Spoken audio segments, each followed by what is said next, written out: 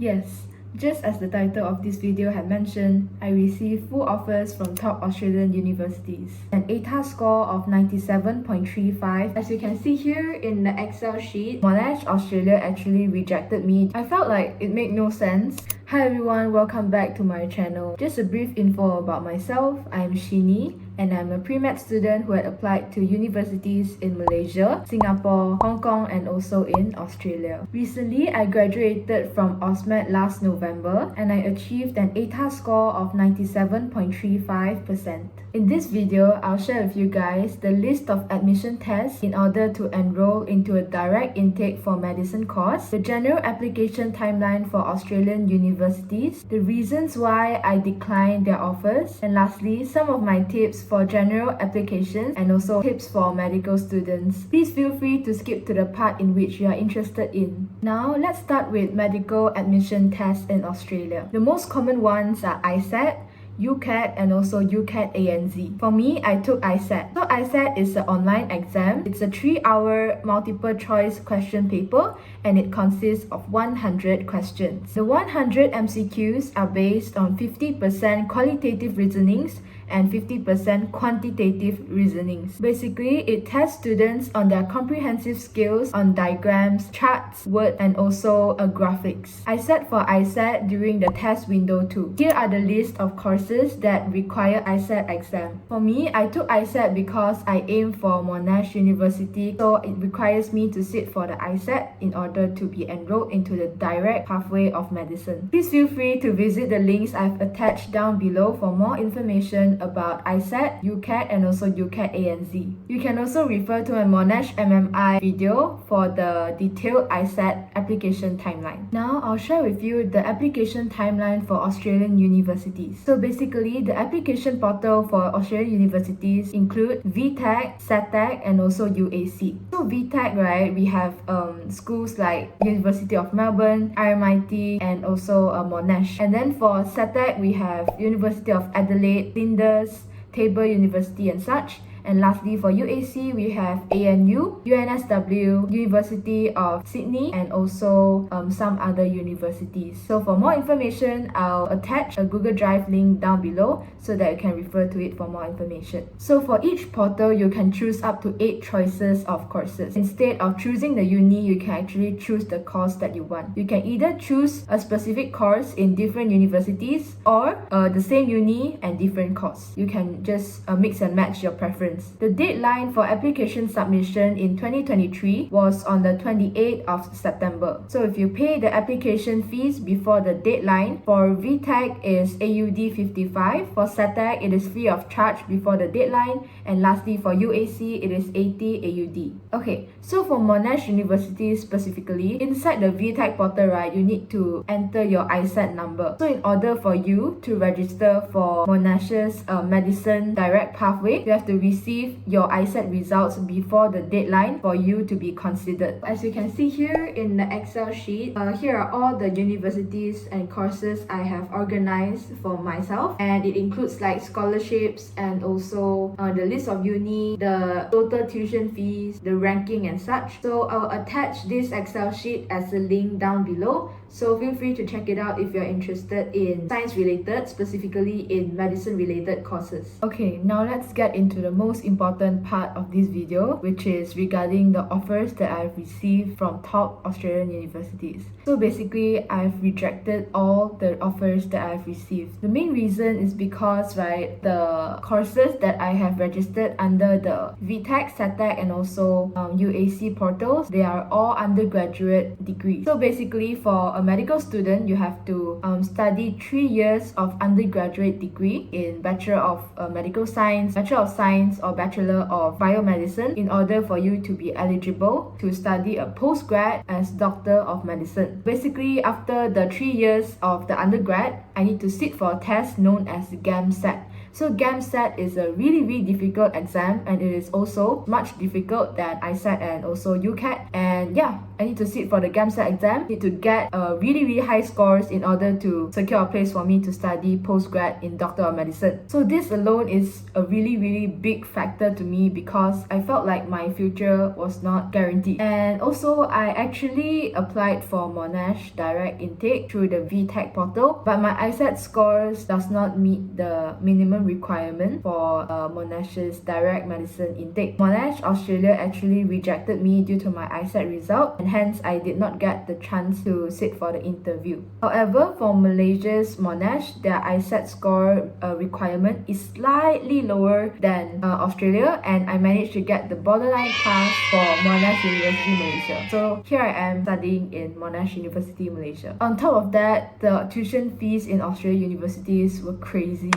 It is the top 3 most expensive tuition fees in the world. So for me, Unimelb's Bachelor of Biomedicine, which is my first choice, it actually cost me around 45,000 AUD without scholarship, and also not including all the accommodation fees, the living expenses, exam fees, resource fee and such. It is very expensive. So basically after 3 years of bachelor degree, it cost me around like 150,000 AUD. And as for Doctor of Medicine, mostly is 88,000. 4 years of Doctor of Medicine will cost me around 320,000 AUD. So if we plus them together, it's around 500,000 only on tuition fees. 500,000 AUD converted to Ringgit Malaysia is around 1.5 million Ringgit Malaysia. So 1.5 million Ringgit Malaysia studying for 7 years in Australia without including accommodation and living expenses. I can't afford such a big amount of tuition fees. That's why I did not choose Australian universities. Yay! And also, to be honest, right, I felt like it made no sense if I go to a very top-ranking university to study medicine and pay the amount that is thrice the amount I would pay for a medicine degree in Malaysia. So in Monash University Malaysia, the tuition fee is around 500,000 Ringgit Malaysia, and it's only 5 years. Because for medicine, it actually doesn't matter where you graduate, because in the end you have to start at the same level as other candidates, regardless if you are from a prestigious university or whether you are from a lower ranked university but well-known degree. So all the medical graduates that actually start from the same level, so I think it won't matter so much whether or not to go to a really high-ranking university. Also, the graduates from Monash University Malaysia, right, they don't have to take additional exams in order to practice in Australia. For me, I think I will go to Australia to do my housemanship and continue my career in Australia. Yeah, this is a benefit for Monash University Malaysia's graduate. Okay, for this, in comparison to IMU's medicine program, IMU also have this PMS program, which is Partner Medical School program. So basically, they study around 2.5 years in the Malaysian campus, and then they credit transfer to very high-ranking Australian universities like ANU, Adelaide, and also University of Sydney. But then, after I did the math, I also think it is not worth it to pay such a huge amount of money to study in Australia. That's basically what I could say about why I declined the offers from Australian universities. Now, I'll share with you some of the general tips for Australian universities applications. Tip number 1. Create an Excel sheet and list all the universities that you ever considered in an Excel sheet. And after you inserted all the names and then you do relevant research based on your desired universities, the tuition fees, accommodation, scholarship, other considering factors that you would like to compare between which universities you want to go. Yeah, making an Excel sheet will actually allow you to visualize the whole pathway and all the potential universities that you would like to apply in one go. Also, you can check all the entry requirements and entry ATA score, additional admission tests, English requirements, medical condition requirements and such, and you can just insert all the information you have collected into one Excel sheet. Then you can start to compare between the universities and finally decide which university you want to go. Tip number 2. Save all your important dates in the Google Calendar.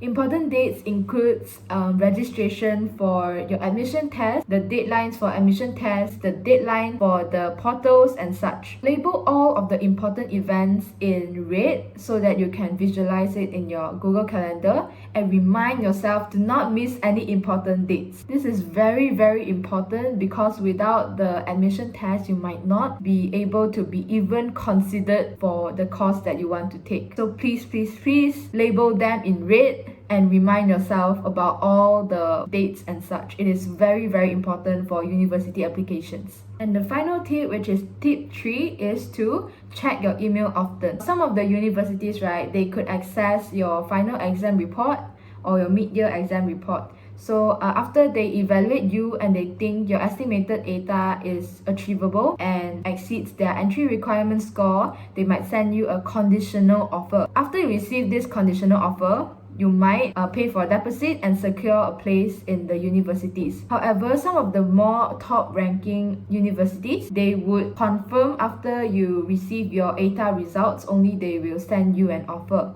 This is because they have stricter entry requirements and they want to make sure their students are 100% eligible for the course they apply. Okay, now let's go to the final part of this video, which is for the tips for math students. Tip number 1 is to read very carefully the prerequisites for your course. So normally for direct intake in Australian universities, they might require additional admission tests like just now I've said, ISET, UCAT or UCAT ANZ. So if you miss or if you didn't take the ISET or UCAT, then you are absolutely rejected from the first place because you did not take the ISET exam, which is one of the prerequisites for the admission. Also, if you miss the test, right, you might need to wait for the next test window or the next intake. So for UCAT, I think 1 year only have once. As for ISET, we have 4 test windows per year. So it is very, very important for you to take note of the admission test.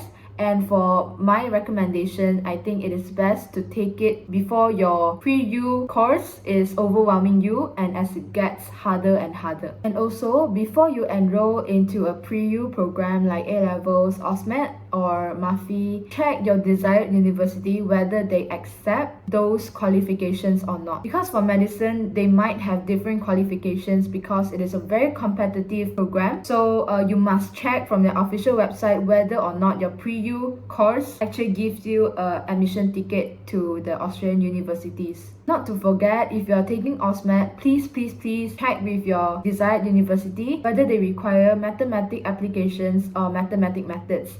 This is because it is very important for your ATA score as well as your eligibility to enter the course. Tip number 3 is to check the registration date for medicine course. So just now I mentioned that the general application is through the VTech, UAC or SATEC. However, for direct intake, right, it might have different deadlines for applications. Normally, it is way earlier than the VTech, SATEC and UAC deadline. Make sure to check with your counselor and also check from the official website on the application deadline for direct intake medicine. This is super important because if you miss the application deadline for medicine, you are unable to register for it through the VTech UAC or SATEC system. For me, I made a huge mistake because I did not know that for medicine, it is a separate application process. We need to submit a separate application letter to your desired university. So I did not manage to apply for University of Adelaide, UNSW, University of Sydney and also Flinders direct intake. So it is a regret for me. So I just hope that after you watching this video, you'll be more aware on the application system and do not make the same mistake I have done before. Lastly, tip number 4 is to do your very best in your pre-U course. So even if their minimum entry requirements might be like ATA 90 or ATA 95, 96, but just do your very best so that you can exceed your minimum entry requirements rather than just getting the borderline pass. This is because medicine is a very competitive course and they would just take the best out of the best. Also, for most of the Australian universities, they do not require you to send a personal statement or a CV or any certificates that justify you have done volunteering work and social activities. If you're very firm that you want to go to Australian universities and not to other countries, then you might consider not doing any of the extracurricular activities because it won't help you in any way. For Australian universities, it is very academic oriented, so they will just look at your ATAR score and they will decide your final destiny. If you have any extracurricular activities, it won't contribute to your application at all. They will just look at your ATAR score. However, it is important for you to be active in extracurriculars because it might help you secure a scholarship to study in Australian universities. Okay, and that marks the end of this video. I hope that through this video you get to know more about the Australian application system and some of the important things to note down to prepare for the applications. Feel free to drop me a comment if you want to ask about anything, and I will try my best to answer them as soon as possible. Also, if you find this video helpful, please click the like button so that it can encourage me to do more similar videos. I will be creating videos on my application pathway to Malaysian universities and also Hong Kong universities, so please stay tuned if you are interested. And yeah, thank you so much for watching, and I hope to see you in my next video. Bye!